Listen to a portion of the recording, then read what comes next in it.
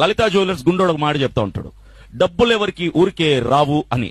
దేవుడు కూడా అదే మాట చెప్తాడు ఇక్కడ. స్వస్థత ఎవరికి ఊరికే రాదు. అసదా రాదు. వస్తే మీరు ఇక్కడ ఎందుకు ఉంటారు, నేను ఇక్కడ ఎందుకు ఉంటా, ఈ మీటింగ్ ఎందుకు పెడతారు? ఫ్రీగా వస్తే మీకు విలువ తెలియదన్న వాస్తవం సత్యం దేవునికి బాగా తెలుసు. కాబట్టి దేవుడు ఏమన్నా తెలుసా, నీకు స్వస్థత కావాలంటే నువ్వు పెట్టుబడి పెట్టు. జాబ్ కోసం. దేనికోసం ఏడ్చావంటే ఇల్లు కట్టుకోసం.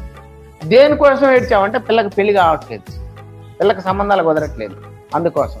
దేనికోసం ఏడ్చావు అంటే ఆశీర్వాదం కోసం. ఎట్లా ఏడుస్తూ ఉంటారు వాళ్ళని గమనించేది నేను. అంటే ఈ రొట్టె ద్రాక్షరసం తీసుకోవాలంటే మనకు ఆశీర్వాదం కావాలి.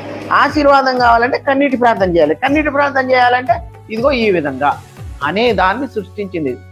చాలా ఫేక్ సంఘాలన్నీ కూడా, ఫేక్ మాస్టర్స్, ఫేక్ సంఘాలు ఉంటాయి కదా, అబద్ధపు బోధలు చేసేవాళ్ళు, వీళ్ళంతా ఇలా సృష్టించి వాళ్ళని ఆ మాయలు, ఆ మత్తులు, ఆ మైకోలో ఉంచారు. అందుకే భూమి మీద ఈ లోకంలో ఉన్న వాటి కోసమే మనం బ్రతికితే మనుషులందరికంటే దౌర్భాగ్యం అవుతామని క్రీస్తుని ఒకవేళ అలా నమ్మితే. అందుకనే మనము నేర్చుకోవాలి ఇక్కడ మెయిన్